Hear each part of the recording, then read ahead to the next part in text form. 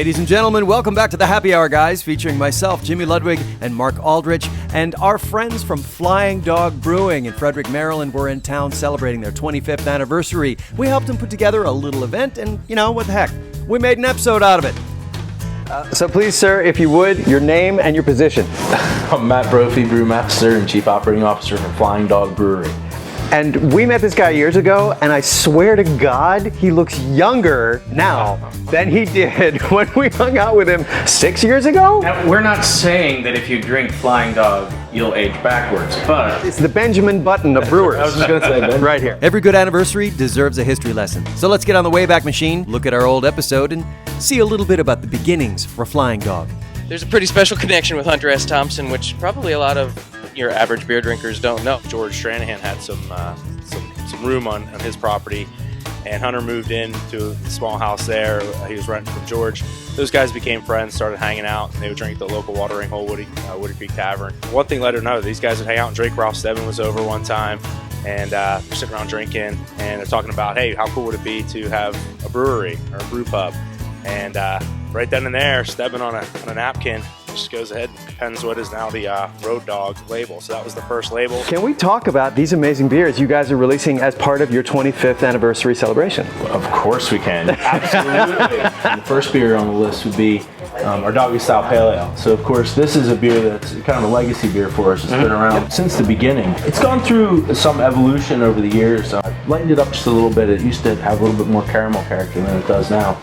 When you look at the evolution of beer, especially pale ales in this country over the past 10 or 20 years, you've seen that hop intensity increase. Yeah. So what 20 years ago may have been an IPA is now kind of more of a pale. Isn't it funny how that went? Yeah. amazing. Yeah. If you're less familiar with their line of beers, this is one you've probably seen before and could more readily get. There's a reason this has become a mainstay beer. It's because it's so good.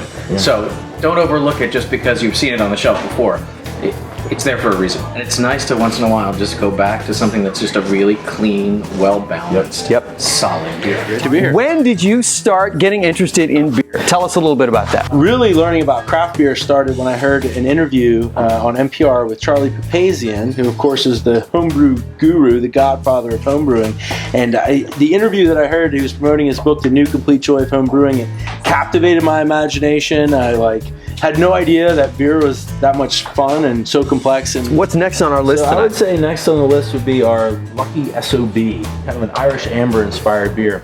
And so the signature ingredient or component here is the barley's grown in Ireland and it's malted in Ireland. So oh wow! The Malting Company of Ireland is the producer of the malt. Oh, wait a minute, I might have heard something about there are 4-leaf clovers in this beer. There are, yes. How do you do that? You brew with a what? There's a little ceremony and the hops are added right into the boiling kettle while we brew. So I would say that you really have to use your imagination to taste the 4-leaf clovers in the beer. My people, my ancestors. I mean, Mark actually just, while I've been watching him drink this beer, he's gotten to be more ginger than he was when he walked in. How do you source 4-leaf clovers? That Army of small children in Ireland? No, it's leprechauns, Mark. He calls the leprechauns and says, bring me some 4-leaf clovers. You can actually find them in the front yard of Flying Dog Brewery. What's next? Okay. Oh, you know what's next is we need to get another glass for Squigs. Oh, we do? Can we hook up the cameraman, please? Thank you only means so much. Sorry. Bloodline. So this is our blood orange. Oh. And I don't know if we call it, we don't want to just label everything IPA. Actual blood orange puree that's grown in California. And we use it at a rate of a pound per barrel. Wow. And again, balance. Yep. You know, it's not like... It's not overly... Because blood orange is used, a few people are using it now. Yeah. Yep. Once in a while it can sort of come up and just smack you in the face. Yep. This, it just complements the beer. I think it's pretty approachable, but you still get a lot of aromatics from both the blood orange peel, the blood orange itself. This is one of my favorite things to do, to sit down with somebody who really knows his stuff and just taste our way through not just your inspiration, but the inspiration of an entire brewery, which is kind of known for innovation. Because we're here to celebrate 25 years for your brewery. And thinking about the fact that we met you 6 years ago, different American palates have become. Yeah. The last 6 years. The change. The remarkable growth that you must have seen and the appreciation the American public has for what you're doing, that we can even sit here and talk about beers this way. 6 years ago, it was much more basic. I mean, everybody was still learning. Yeah. And now we can talk about beers like this, and we can be nuanced, and we can be subtle, and we can talk about food pairing. Where do you see it going? I mean, I think to continue, I mean, you know, for me, it was really understanding world beer styles and brewing those traditionally to get that kind of foundation and that base, and then experimenting from there. I think that's what we're seeing. What's interesting to me is that some of the experimental stuff we do, you know, something like Fever Dream. The Fever Dream started as a firkin. So we had a firkin. So we took one of the guys internally took a firkin of Raging Bitch and added mango and habanero, and it was like, wow! I got to taste this now. This is ridiculous. This because it sounds amazing.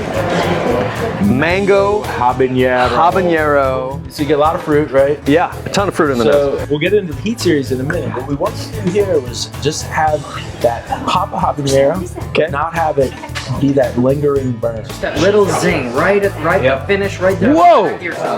But other than This is awesome. This is how the ginger turns into the ginger puddle. I have to say, like, because I've, no pun intended, been burned by some chili beers, literally and figuratively. But you know, sometimes if it's too much, it turns me off the beer because I'm losing everything else. I'm just getting the heat. And I'm like, I don't really want another one of those. I'm glad I tried it.